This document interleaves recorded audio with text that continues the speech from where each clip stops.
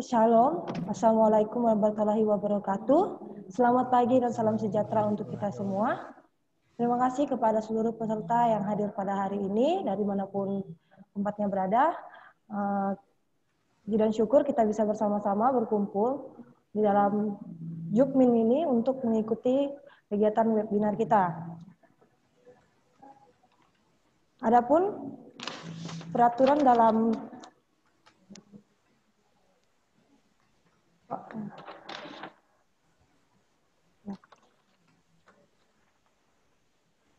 hari ini kita akan memulai webinar kita yang diadakan oleh Asosiasi Genetikawan Indonesia yang disingkat menjadi AGI dengan pembicara kita yaitu Dr. Woli Chandramila MSI, Prodi Pendidikan Biologi FKIP Untan dengan topik etika penelitian manusia.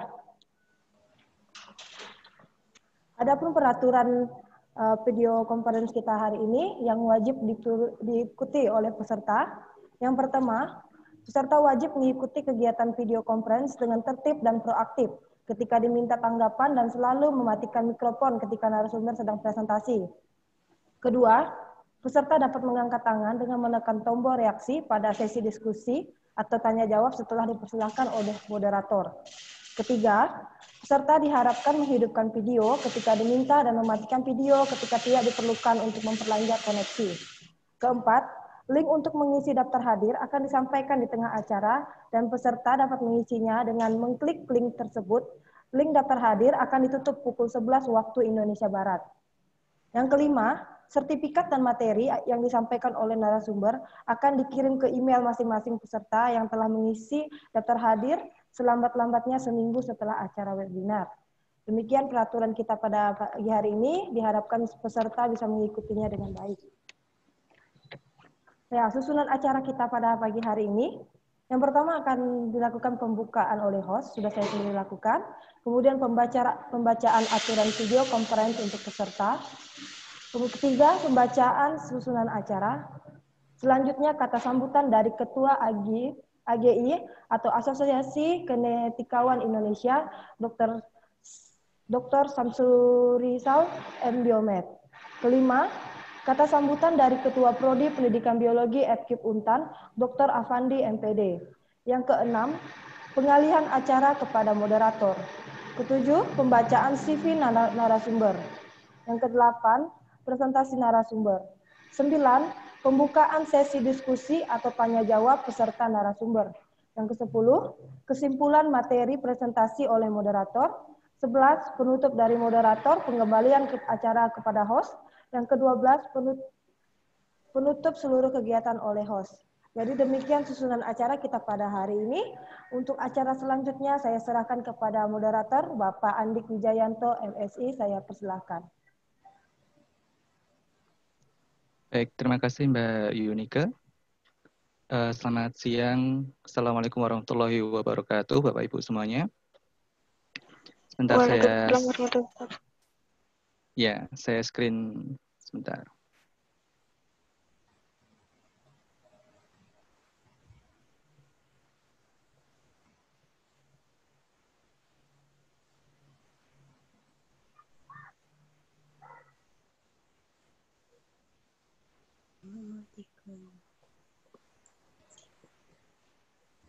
Sudah terlihat ya?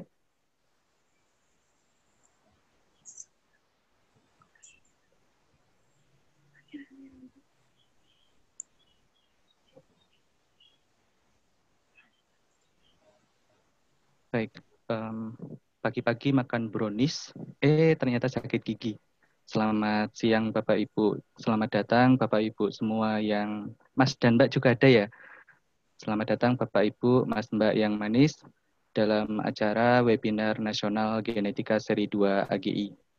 Oke, hari ini kita akan membahas terkait dengan etika penelitian pada manusia yang akan disampaikan oleh Dr. Woli. Berikut kami sampaikan CV beliau. Nama lengkap adalah Dr. Woli Chandramila. Beliau lahir di Bandung 23 Agustus 75. Saat ini beliau berkarya di Universitas Tanjung Pura, Prodi Biologi FKIP Tanjung Pura. masa kerja beliau mulai dari 2005 sampai sekarang. Nah, untuk mata kuliah yang pernah beliau ampu adalah evolusi, genetika, taksonomi hewan, biokimia, serta biologi manusia, scientific writing, dan lab biologi sekolah menengah. Berikut adalah riwayat pendidikan beliau. S1 beliau di biologi IPB, S2 di biologi zoologi IPB, dan S3 beliau di SITH ITB. Nah, berikut adalah beberapa publikasi beliau di jurnal nasional maupun internasional dan juga di proceeding. Baik Bapak Ibu semuanya, untuk mempercepat acara ini, sebelumnya ada kata sambutan nanti dari Pak Sam. Dipersilakan Pak Sam. Assalamualaikum warahmatullahi wabarakatuh. Waalaikumsalam. Terima kasih kami ucapkan kepada panitia yang sudah bersusah payah untuk mengangkat acara ini, dan tidak lupa juga kami mengucapkan rasa hormat dan terima kasih kepada Bapak Kaprodi Biologi FK Untan, Pak Dr. Afandi, begitu juga kepada Ibu Woli, ya, Pak Andik, dan kawan-kawan semuanya. Ya, alhamdulillah, ini adalah acara kita yang kedua, ya, dengan tema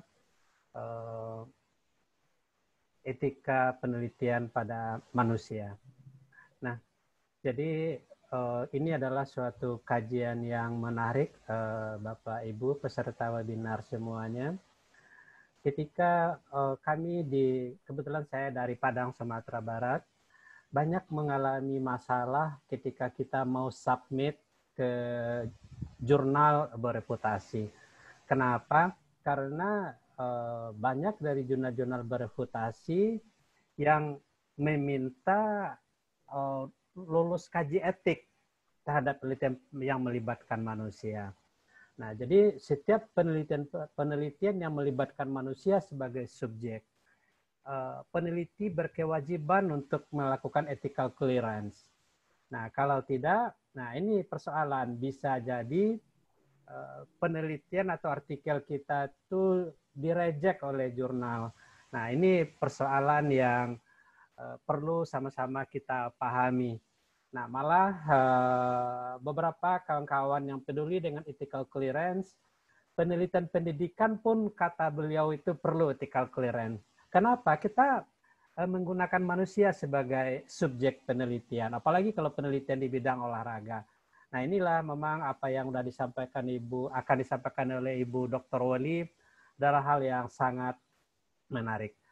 Jadi dari saya terima kasih para peserta webinar yang sudah ikut dalam kegiatan ini. Mudah-mudahan ini bermanfaat untuk kita semua. Demikian saja dari saya. Wabillahi taufiq wal hidayah. Assalamualaikum warahmatullahi wabarakatuh. Waalaikumsalam warahmatullahi wabarakatuh. Terima kasih Dr. Syamsul Rizal selaku Ketua AGI. Kemudian selanjutnya adalah sambutan kepada Dr. Afandi MPD selaku Ketua Prodi Pendidikan Biologi FKPIP Untan. Dipersilakan Bapak Effendi. Ya, terima kasih Bapak Moderator Pak Andi Wijayanto. Selamat pagi. Assalamualaikum warahmatullahi wabarakatuh. Waalaikumsalam. Salam sejahtera untuk kita semua. Om Swastiastu, Namo Buddhaya, salam kebajikan. Adil Kak Talino, Bacu Ramin Kak Saruga, Basengat Kak Jubata. Itu pepatah dari orang Dayak, Pak. Jadi doa agar kita semua selamat. Yang saya hormati Bapak Dr. Syamsul Rizal dari Ketua AGI, Asosiasi Genetikawan Indonesia. Yang saya hormati pemateri pada hari ini, Ibu Dr. Woli Chandramila. Yang saya hormati moderator Bapak Andi Wijayanto. Yang saya hormati Bapak Ibu peserta, serta teman-teman sekalian yang sudah hadir dan menyempatkan waktunya untuk ikut dalam kegiatan webinar terkait dengan etika manusia ya. Nah, 1 mingguan yang lalu Ibu Woli menyampaikan bahwa kita ditawarkan untuk melaksanakan kegiatan webinar, merupakan bagian dari susunan acara webinar sebelumnya katanya. Jadi dan dari Prodi sendiri itu menyambut baik untuk kegiatan-kegiatan seperti ini. Terus terang saya sendiri masih belum memahami bagaimana tentang etika penelitian manusia, tetapi sedikit gambaran saja bahwa penelitian yang terkait dengan manusia ini menjadi poin utama dalam penelitian sebagai objek yang akan diteliti. Namun seringkali para mahasiswa ini lupa bahwa harus ada etika-etika yang dipenuhi ketika menjadikan peserta didik sebagai objek yang akan diteliti. Nah, saya berharap kami dari program studi, teman-teman mahasiswa ini berapa universitas Bu Woli yang bergabung atau moderator? Banyak sekali, Pak. Dari Prodi banyak ya. Sampai ke Papua, Pak. Kira dari UM sama UNAM. Oh iya, banyak juga ya. Ya, syukur alhamdulillah bahwa penelitian terkait dengan etika manusia ini mudah-mudahan ke depan menjadi sesuatu yang daya tarik bagi para mahasiswa atau para peneliti agar pelaksanaan dalam penelitian yang terkait dengan manusia, khususnya kalau di bidang pendidikan terkait dengan peserta didik, ini dapat sesuai dengan etika yang seharusnya. Jadi tidak hanya menjadikan mereka objek, tetapi juga menjadikan mereka bagian daripada penelitian itu. Saya rasa itu yang dapat saya sampaikan. Terima kasih kepada moderator, pada Bu Woli. Saya ucapkan Assalamualaikum warahmatullahi wabarakatuh. Waalaikumsalam warahmatullahi wabarakatuh. Assalamualaikum warahmatullahi wabarakatuh. Terima kasih Dr. Afandi atas sambutannya. Baik, Bapak, Ibu, Mas, Mbak semuanya, are you ready? Oke, sudah siap insya Allah ya. Oke, baik. Nanti untuk diskusi ada 30 menit. Materi akan disampaikan oleh Dr. Woli. CV tadi sudah kami sampaikan di awal. Kemudian nanti untuk sesi tanya jawab diskusi ada waktu sekitar 20 menit. Jadi silakan disimak dan mohon dinonaktifkan semua suara, di mute di masing-masing. Sekaligus di kolom chat nanti hanya digunakan untuk pertanyaan. Bagi Bapak, Ibu, Mas, Mbak yang ingin mengajukan pertanyaan, dipersilakan menuliskannya di kolom chat. Baik, mari kita mulai langsung saja kepada Dr. Woli, kami persilakan.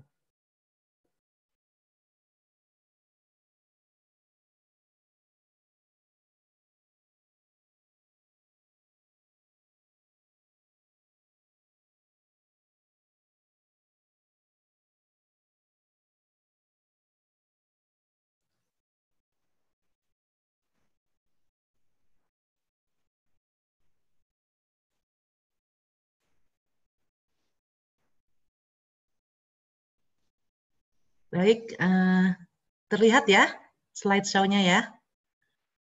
Terlihat, Bu. Monggo. Oke.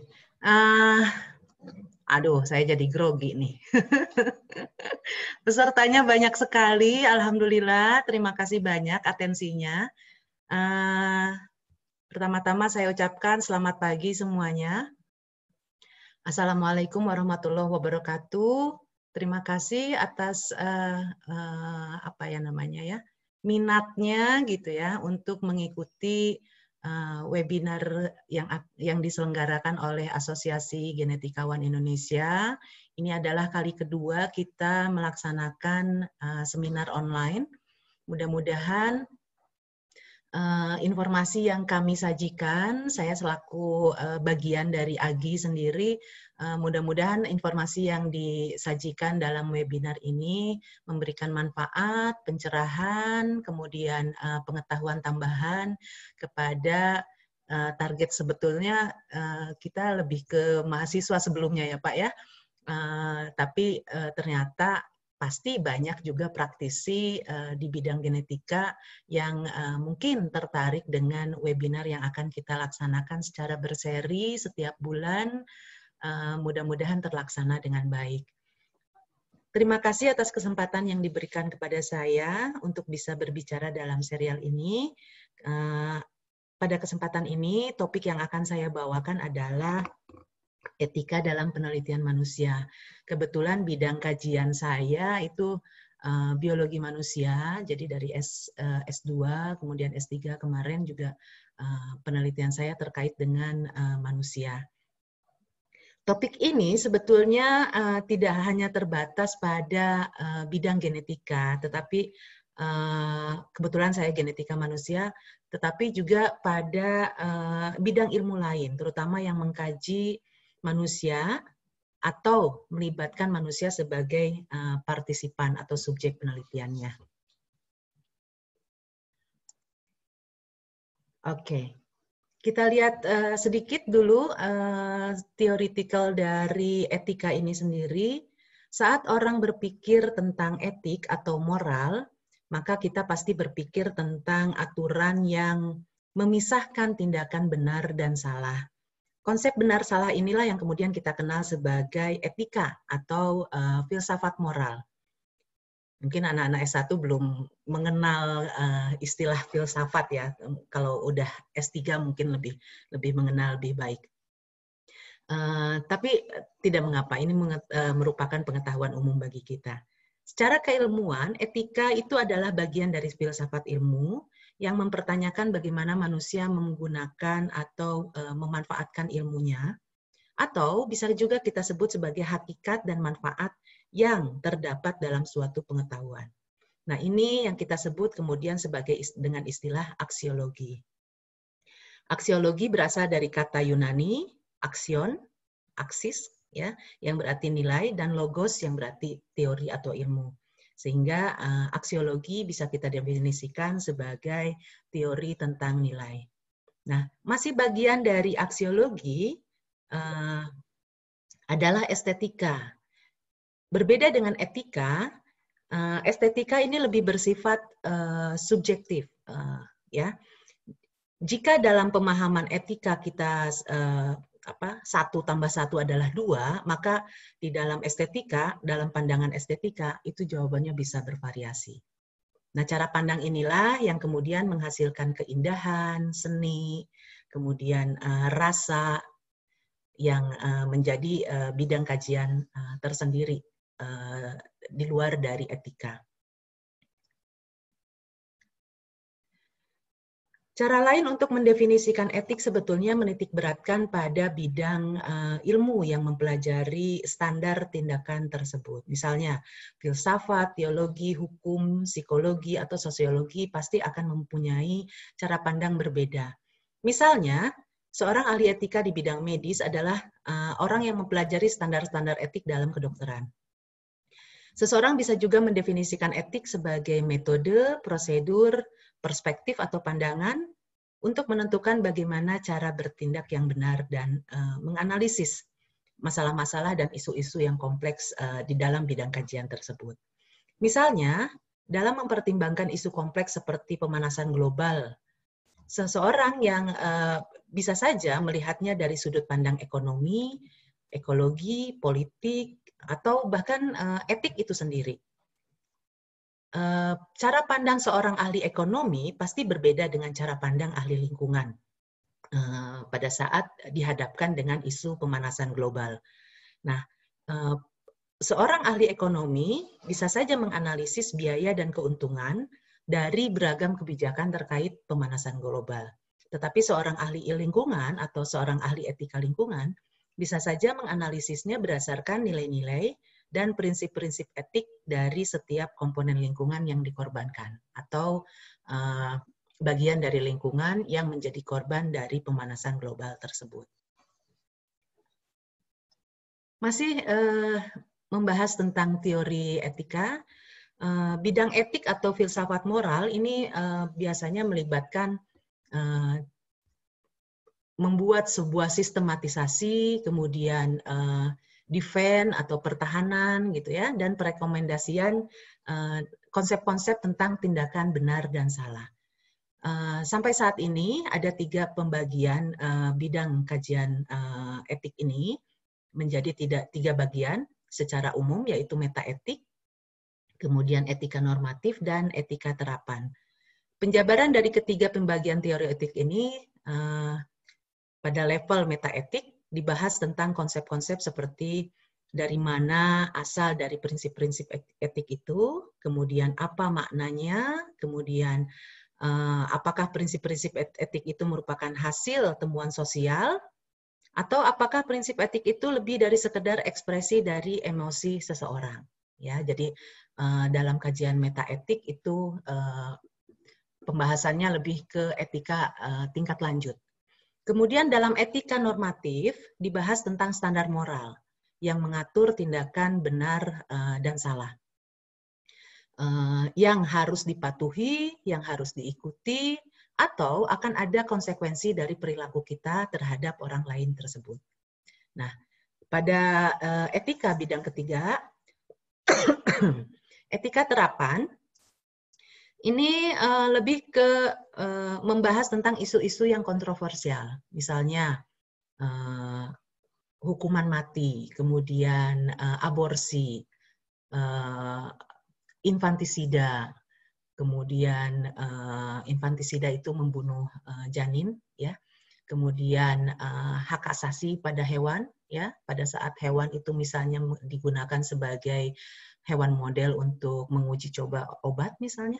Kemudian konsep-konsep tentang homoseksualitas, kemudian perang nuklir, apakah diperbolehkan atau tidak, gitu ya. Itu adalah kajian dalam bidang etika terapan. Nah, untuk mengkaji etika terapan ini biasanya kita masih menggunakan konsep-konsep dalam metaetik dan etika normatif, ya, sehingga pembagian dari ketiga bidang etik ini kadang-kadang suka blur gitu ya, campur aduk gitu, jadi overlapping. Misalnya aborsi merupakan contoh dari etika terapan karena mengandung contoh perilaku yang kontroversial, tetapi juga bisa masuk ke dalam ranah normatif, ya, karena berkaitan dengan hak si janin, ya, untuk hidup, atau hak si ibu untuk menentukan pilihan atas tubuhnya sendiri. Di sisi lain juga bisa masuk ke dalam ranah metaetik, ya. Misalnya kalau kita bahas ke arah siapa yang memberi hak hidup itu, atau mengapa diberi hak hidup, ya. Apa sebenarnya makna dari hak hidup itu sendiri? Itu kajiannya lebih ke metaetik. Jadi kadang-kadang kita tidak bisa mengkotak-kotakan apakah ini termasuk ke dalam bahasan etika normatif, etika terapan, atau metaetik. Baik, sebetulnya apa saja prinsip dari kajian etik ini? Saya menyinggung sedikit tentang Sumpah Hipokrates. Ya, Sumpah Hipokrates mungkin merupakan sumpah yang paling tua yang berkaitan dengan etik. Kurang lebih 3 sampai 4 BC, ya, masanya, before century, 300 sampai 400 tahun sebelum Masehi.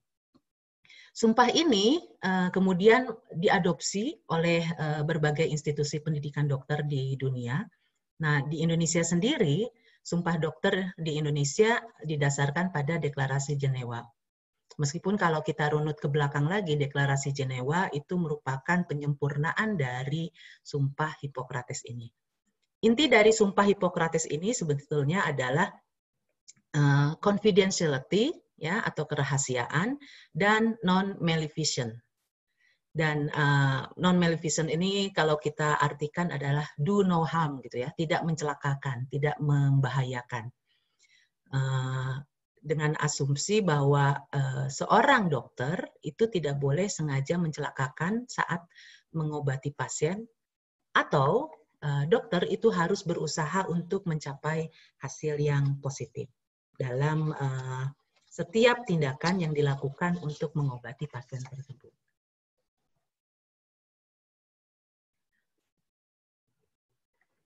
Mengapa kita penting untuk mematuhi norma etik dalam penelitian? Kadang-kadang peneliti itu berpikir bahwa etika ini akan menghambat jalannya atau kelancaran suatu penelitian. Seperti yang diungkapkan oleh Pak Syam tadi, bahwa kadang-kadang kita malas gitu ya untuk mengurus kaji etiknya dulu gitu sebelum melaksanakan penelitian. Namun ada beberapa nilai penting kenapa kita harus melakukan kaji etik terlebih dahulu sebelum melaksanakan penelitian itu sendiri. Ya, karena setidaknya ada 5 alasan yang bisa menjadi dasar pertimbangan seorang peneliti. Yang pertama, bahwa norma-norma etik itu bisa meningkatkan nilai penting dari tujuan penelitiannya. Misalnya, mengedepankan pengetahuan, kejujuran, menghindari kesalahan. Ya. Di antaranya larangan memanipulasi, kemudian memalsukan, ini bisa dibatasi gitu ya, bisa di counter, ya, bisa dihambat oleh memasukkan dulu kaji etik ke sebuah komite gitu ya. Nah, dengan kata lain tadi dia bisa meningkatkan tujuan dari penelitian ini. Nah, yang kedua, standar-standar etik juga bisa meningkatkan nilai esensial dari kerja kolaboratif, seperti kepercayaan, akuntabilitas, saling menghargai yang saling menguntungkan, gitu ya, dan keadilan. Nah, ini tentu saja akan menguntungkan bagi si peneliti karena dengan kerja kolaborasi maka volume pekerjaan di dalam sebuah penelitian itu tentu saja bisa lebih ringan masing-masing anggota peneliti tersebut. Nah, kemudian dengan memenuhi kaidah-kaidah etik, maka bisa memberikan kepastian kepada si peneliti agar tetap bisa mempertanggungjawabkan hasil penelitiannya ke hadapan publik. Seperti tadi yang diungkapkan oleh Pak Syam bahwa kadang-kadang kita terkendala dengan belum lolos etik ya untuk publikasi gitu ya. Untuk publikasi, apalagi publikasi di media atau wadah yang bertaraf internasional, yang mengedepankan informed consent misalnya gitu, ya, informed consent dan ethical clearance. Kemudian norma-norma etik dalam penelitian juga membantu si peneliti ya untuk mendapatkan dukungan publik ya terhadap penelitian yang sedang dilakukan, misalnya penggalangan dana atau mencari donatur. Ya, kalau misalnya si peneliti itu senantiasa melakukan prosedur penelitiannya berdasarkan kaji etik yang hasil kaji etik yang sesuai, maka saya yakin bahwa banyak institusi yang kemudian tertarik untuk menanamkan modal ya untuk melaksanakan penelitian di tim peneliti tersebut gitu. Jadi dukungan publik itu akan jauh lebih baik ya jika kita melaksanakan penelitian dengan melakukan kaji etiknya terlebih dahulu. Yang terakhir adalah banyak norma penelitian yang justru meningkatkan beragam nilai moral dan sosial yang tentu saja penting seperti tanggung jawab sosial, hak asasi manusia, kemudian kesejahteraan dari si subjek penelitiannya, kemudian kepatuhan terhadap hukum, serta keselamatan. Keselamatan ini bukan hanya keselamatan di tingkat partisipan, tetapi juga keselamatan di tingkat peneliti. Ya, misalnya berkaitan dengan penelitian yang membahas tentang penyakit menular misalnya. Tingkat keselamatan si peneliti itu juga menjadi jaminan gitu ya, jaminan untuk dikorbankan gitu dalam penelitian tersebut. Baik, kapan sebetulnya isu etik ini bisa terjadi dalam penelitian? Tentu saja tidak hanya selama penelitian itu berlangsung, tetapi juga sudah dimulai dari sebelum dan bahkan setelahnya. Ya, isu etik ini pada awal penelitian, seorang peneliti sebaiknya sudah melakukan analisis manfaat, ya, analisis berbagai manfaat dan kerugian jika penelitian itu dilakukan. Ya, kualitas atau status jika terkena risiko kasus etik, ya, kemudian pemilihan partisipan secara adil, serta mungkin nggak ada muncul konflik kepentingan kalau dilaksanakan penelitian tersebut. Ya. Nah, selama penelitian berlangsung, kasus etik juga bisa muncul jika partisipan tidak mendapatkan informasi yang cukup terkait tujuan, manfaat, risiko, bahkan jaminan jika dia berpartisipasi dalam penelitian itu. Yang biasanya ini terangkum dalam informed consent. Ya. Kerahasiaan dan hak pribadi juga ini biasanya menjadi isu dalam kegiatan penelitian. Kemudian risiko, tadi sudah saya katakan, risiko itu tidak hanya bagi si partisipan, tetapi juga risiko bisa saja ditanggung oleh si peneliti. Ya, kalau tipikal dari penelitiannya atau tema dari penelitiannya itu bisa membahayakan si penelitinya sendiri. Kita ambil contoh misalnya penelitian untuk mengungkap struktur DNA oleh Watson and Crick. Si peneliti yang keempat, ya, Rosalind Franklin, dia adalah yang menangani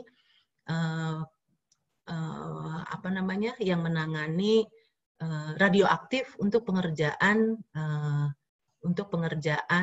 penelitian tersebut. Tapi kemudian sebelum Nobel itu diberikan kepada si peneliti yang berjasa terhadap ilmu pengetahuan, Rosalind Franklin sudah meninggal duluan. Saya yakin ini ada kaitannya dengan beliau terpapar oleh radioaktif selama melaksanakan penelitian tersebut. Dan efeknya tentu saja bukan efek yang singkat gitu ya. Kalau radioaktif dia bisa terakumulasi dan sebagainya.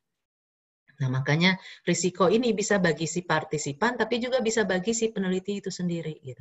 Ya. Kemudian risiko penelitian bisa saja terjadi setelah penelitian itu berlangsung, gitu ya. Misalnya ini terkait dengan publikasi sebetulnya. Bagaimana publikasi itu atau hasil penelitian itu apakah boleh dikonsumsi secara luas atau ada hal-hal yang misalnya terkait dengan paten gitu ya, atau terkait dengan data-data yang bisa menimbulkan konflik kepentingan. Maka isu-isu etik juga bisa muncul setelah penelitian itu selesai gitu ya. Nah, dalam hal ini integritas dan etika publikasi tentu saja harus dikedepankan.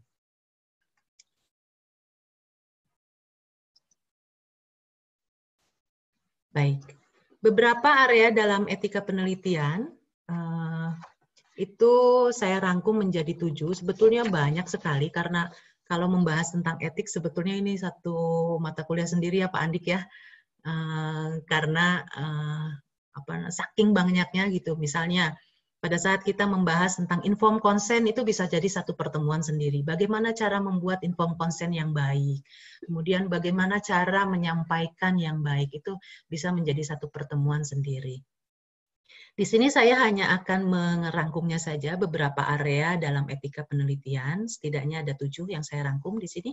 Ya, pertama adalah untuk pelanggaran, ya, pelanggaran riset, research, misconduct, gitu ya, kalau dalam bahasa Inggrisnya, itu mencakup manipulasi. Manipulasi itu bisa manipulasi data atau manipulasi hasil. Ya, bisa fabrikasi atau pemalsuan, bisa juga plagiarisme, ya. Jadi pencatutan informasi dari sumber lain tanpa menyebutkan atau memberikan memberikan kredit yang tepat kepada si peneliti yang kita sitasi gitu. Kemudian area lainnya adalah isu-isu tentang kolaborasi. Ini terkait dengan publikasi, ya, misalnya kepenulisan, ya, kepemilikan dan manajemen data. Siapa yang akan memiliki data itu? Kalau ternyata banyak orang yang nyumbang misalnya gitu ya, atau ada donatur tetap misalnya gitu, atau ada donatur yang sifatnya mengikat terhadap kemunculan dari data itu nanti dipublikasi. Ini isu-isu yang terrangkum dalam isu-isu kolaborasi. Kemudian peer review. Ya. 5 menit lagi nggih Bu Woli. Monggo Pak.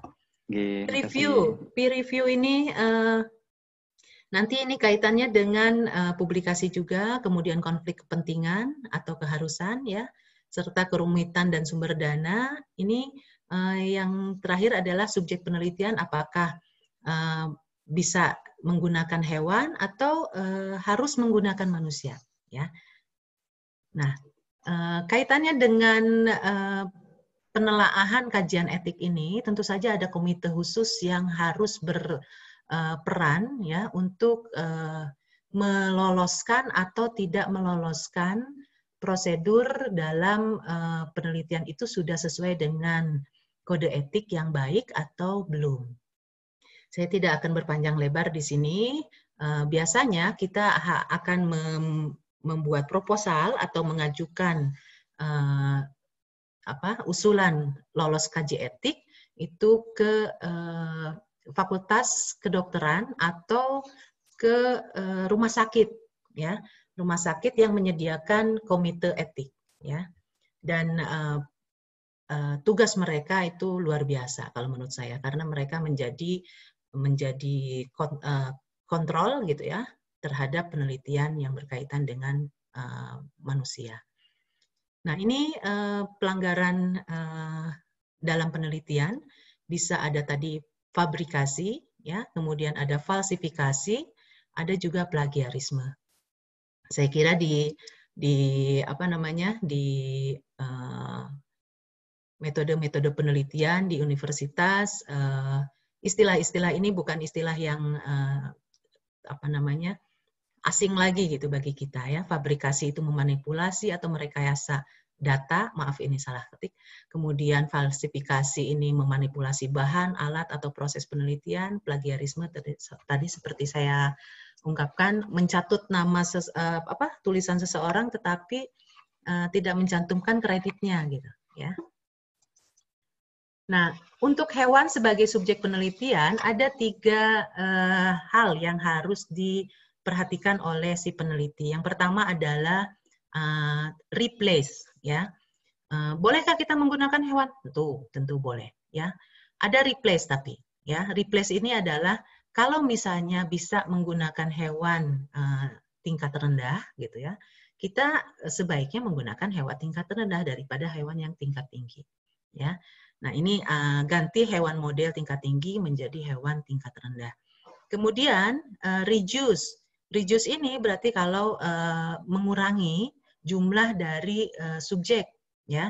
As many trials as required, as few as possible. Jadi sesedikit mungkin jumlah subjek yang bisa kita pergunakan itu semakin baik. Kemudian refine.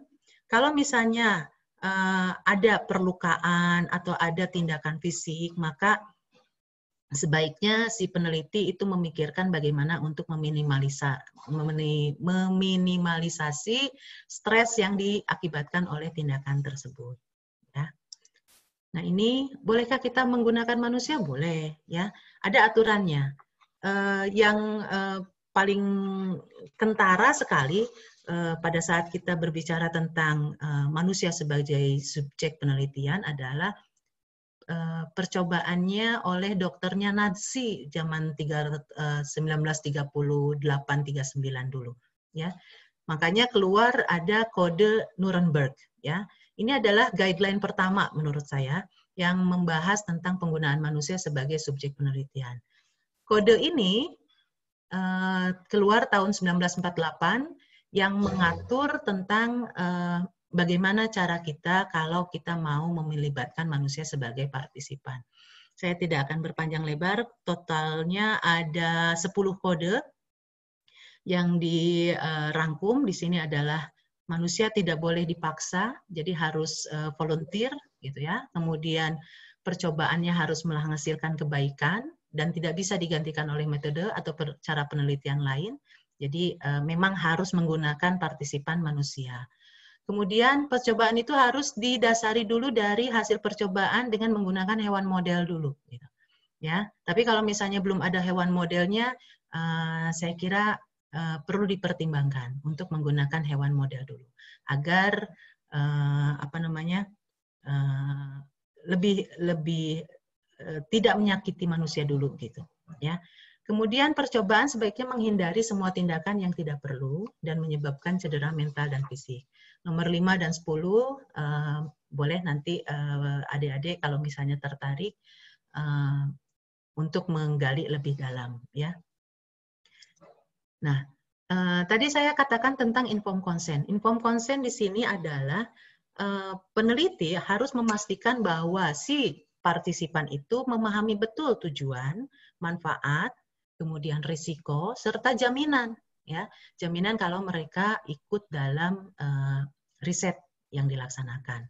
Nah, dengan kata lain, si peneliti juga harus bisa memastikan bahwa si partisipan itu betul-betul memahami isi dari informasi yang sedang diberikan dan mengerti risiko serta metode atau prosedur yang akan dilakukan terhadap dirinya. Ya, jangan sampai karena si peneliti merasa bahwa dia harus menggunakan si partisipan ini, maka diabaikan kesejahteraan daripada si partisipan. Cara berkomunikasi atau menyampaikan informasinya pun harus disesuaikan dengan tingkat kompetensi dari si partisipan dalam memahami isi daripada informed consent itu tadi. Hal ini terkait dengan otonomi ya, bahwa si partisipan manusia itu harus punya kapasitas untuk membuat keputusan tanpa paksaan dan setelah mendapatkan informasi. Jadi informasinya disampaikan di awal, bukan di akhir gitu ya. Setelah pengambilan sampel baru diinformasikan bahwa sampelnya akan diapakan misalnya. Nah, itu salah. Ya. Jadi di situ berarti si peneliti sudah mengabaikan prinsip otonomi dari si partisipan. Kesimpulannya adalah berpikir tentang etika penelitian ini tidak akan membuat kita menjadi orang baik memang. Tapi kita menjadi aware terhadap metode-metode yang beragam yang bisa meminimalisasi tingkat kerusakan, tingkat kecelakaan, tingkat kebahayaan, dan risiko-risiko lainnya kalau kita membuat kajian etik terlebih dahulu sebelum kita melakukan penelitian. Dan pesan moral dari penelitian topik kita kali ini adalah bahwa kita harus benar-benar berpikir tentang komponen etik dalam penelitian kita. Aturan-aturan itu hanya memberi arahan saja sebetulnya. Yang harus memahami betul apa risiko dan sebagainya pada saat melaksanakan penelitian itu adalah si peneliti. Jadi jauh sebelum melaksanakan pembuatan proposal itu sudah harus dipikirkan metode-metode yang memang tidak akan memberikan pelanggaran-pelanggaran etik. Saya kira demikian, Pak Andik. Mudah-mudahan cukup jelas. Mohon maaf kalau terlalu cepat. Saya kembalikan ke moderator. Baik, terima kasih Bu Woli. Insya Allah jelas Bu, bukan terlalu cepat, bukan terlalu lambat, pas insya Allah. Baik, silakan Mas, Mbak, Bapak, Ibu, jika ada pertanyaan silakan dituliskan di chat. Sampai saat ini belum ada, sepertinya perlu stimulus ini. Kalau moderator yang bertanya atau ketua AGI yang bertanya atau Pak Afandi yang bertanya, boleh ya Bu Woli ya? Monggo, kalau saya bisa jawab ya Pak ya. Ilmunya sama kayaknya kita Pak. Baik, dari Pak Sam, adakah yang ingin ditanyakan?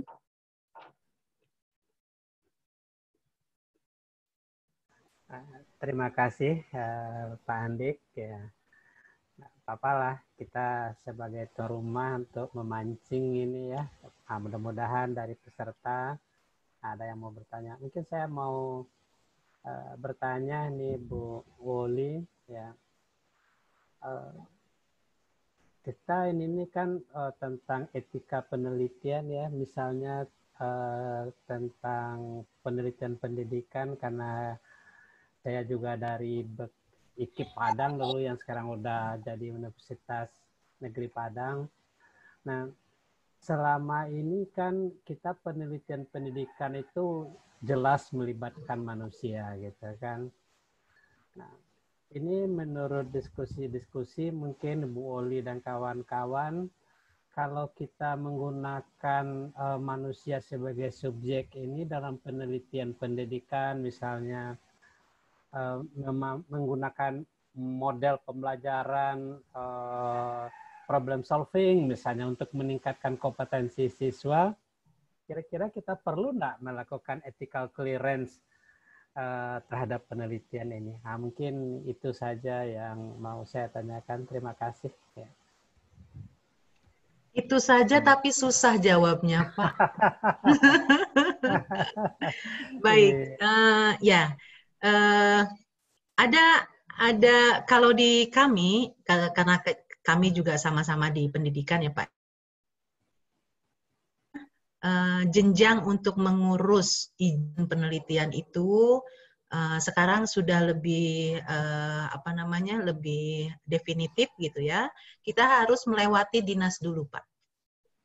Kita harus melewati dinas, kemudian baru kalau dinas mengizinkan baru diturunkan ke sekolah yang bersangkutan. Tapi kalau misalnya tidak melewati dinas, biasanya sekolah nggak mau, gitu. Jadi kaitannya karena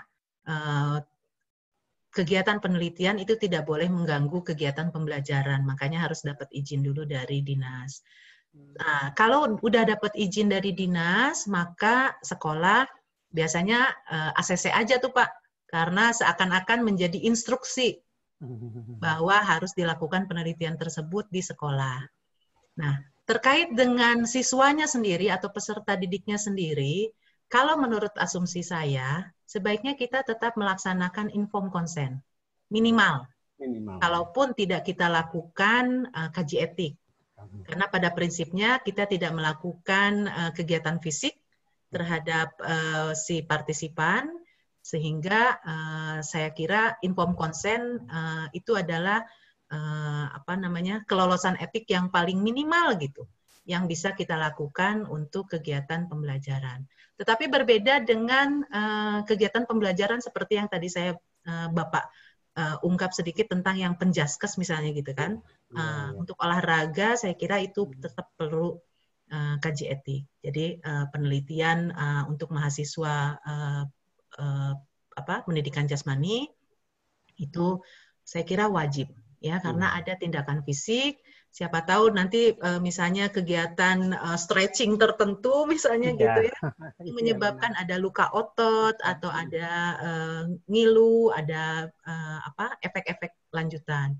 Kita tidak bisa mengetahui apakah si peserta didik ini misalnya punya gangguan jantung atau punya gangguan yang lain di ototnya misalnya gitu. Itu yang tidak kita ketahui, dan si mahasiswa juga tidak bisa negligence jadinya kalau kayak gini. Dia tidak bisa menihilkan bahwa partisipan yang dia akan teliti itu harus dalam kondisi yang sehat misalnya, untuk bisa melaksanakan kegiatan olahraga tertentu gitu. Saya kira itu Pak yang bisa saya jawab. Lolos ya Pak ya? Lolos ya. Ujian disertasi. Memang. Baik, terima kasih Pak Sam dan Bu Woli. Ini ada pertanyaan Bu, ada 2 pertanyaan dari peserta. Yang pertama Pak, dari Mas Muhsinul Ihsan. Apakah perlu ethical clearance jika ingin meneliti tentang pengaruh perasaan daun? Bukan perasaan, mohon maaf. Pengaruh perasaan daun tertentu terhadap tingkat kesembuhan penyakit skabis pada manusia. Monggo, Bu Woli. Selama itu ada perlakuan pada manusia, tetap harus, Pak. Sekalipun itu misalnya hanya pemberian angket, tapi yang namanya manusia tetap harus mengajukan proposal untuk apakah lolos etik atau enggak. Ya, apalagi ini ada perlakuan meskipun hanya di permukaan. Jangan salah loh ya, nanti kalau permukaan terus menyebar gitu ya ke jaringan yang lain bagian dalam. Oh, itu. Bagaimana nanti tindakan penyelamatan dari si partisipan? Ya, itu pasti harus ditangani dengan baik. Apakah bisa langsung diberikan pengobatan? Mohon maaf Bu Siti Zahrani, mohon di-mute. Ya, terima kasih. Silakan Bu Woli.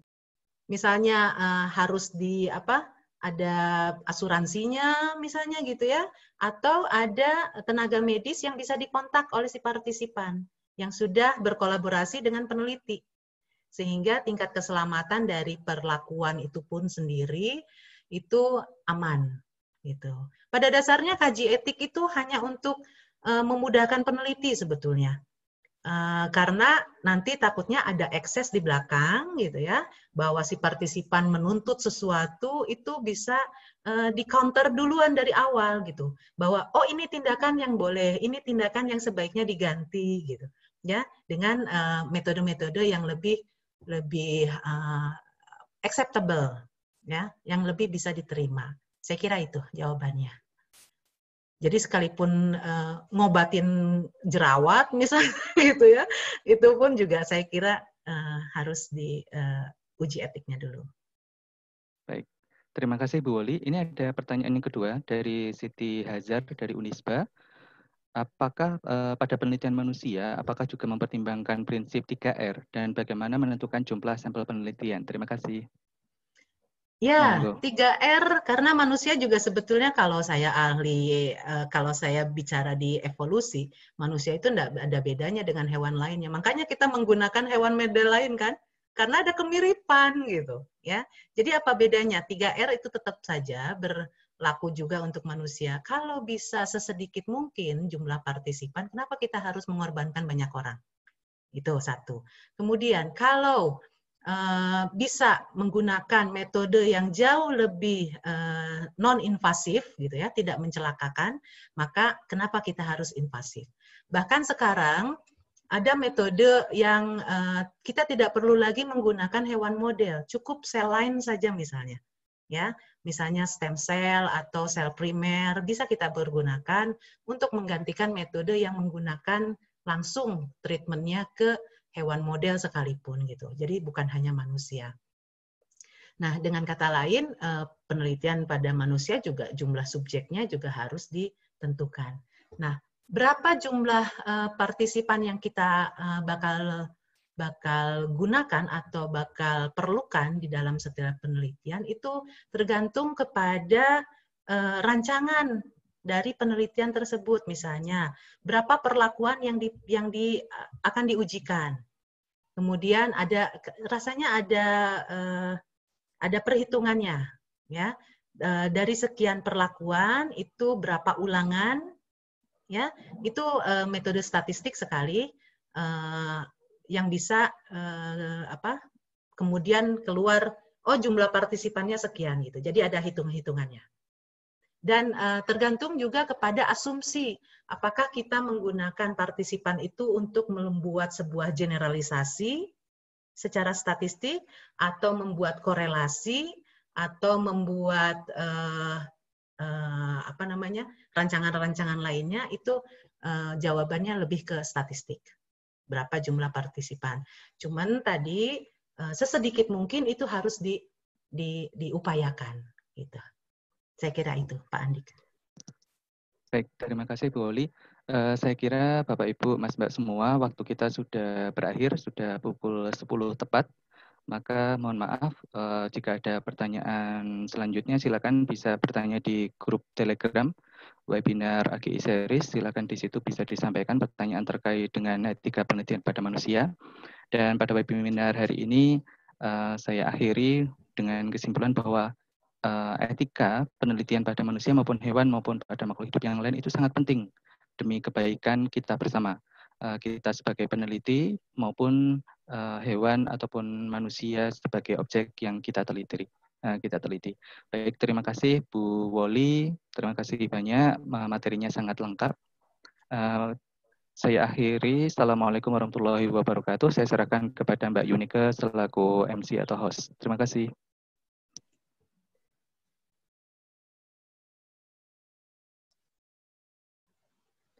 Masih di mute Mbak Yunike.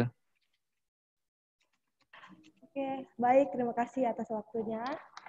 Demikianlah webinar kita pada pagi hari ini. Terima kasih kepada Bu Dr. Woli Chandramila selaku pembicara kita pagi hari ini, dan kepada Bapak Andik MSI selaku moderator yang sudah memimpin kegiatan webinar kita pada pagi hari ini.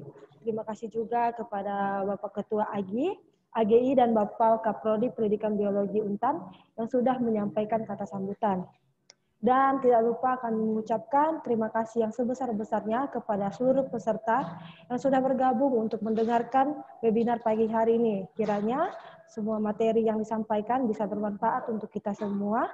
Kami mohon maaf jika ada kekurangan atau kesalahan tutur kata dalam kegiatan pagi hari ini. Kamera tanda tutoy. Baik, ada intro ya. Bapak, Ibu, dan Saudari bisa meninggalkan obrolan kita pada pagi hari ini. Selamat pagi, salam sejahtera untuk kita semua. Terima kasih Pak Andik, Pak Syam. Sama-sama. Sampai ketemu lagi bulan depan ya Pak ya. Insya Allah, siap. Temanya apa Pak? Ibu. Ini masih di ini tentatif Bu. Ya. Pak Afandi, terima kasih banyak. Terima kasih Pak Syam, terima kasih Pak Andi. Terima kasih. Terima kasih Pak Afandi, Pak Sam. Monggo. Izin live nggih? Nggih.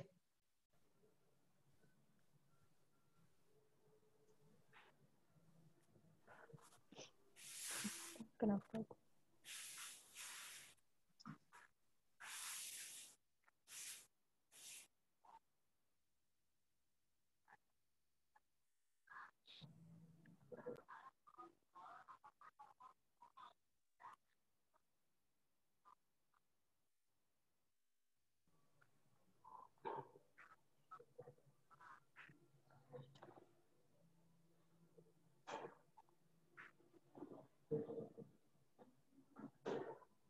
Baik, Bapak, Ibu, Saudara, boleh meninggalkan obrolan.